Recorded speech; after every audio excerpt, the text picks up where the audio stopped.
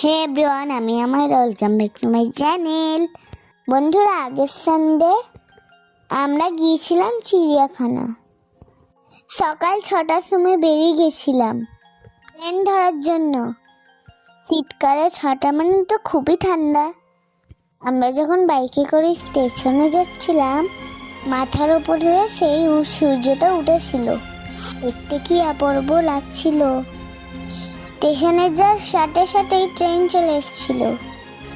তারপরে ট্রেনে একটু উঠে মজা করছিলাম, কেটিকেও ডান্স করছিলাম, আর ট্রেনের সব লোকগুলো আমায় দেখছিল। তারপর হাওড়া নেমে পড়েছিলাম।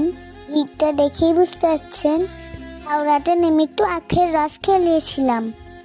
পিছনে দেখতে পাচ্ছেন হাওড়া ব্রিজে দাঁড়িয়ে আমি বেস্ট ফ্রেন্ডের সাথে খেলছিলাম। বাকি ভিডিওটা নেক্সট পার্টে দেবো। টাটা।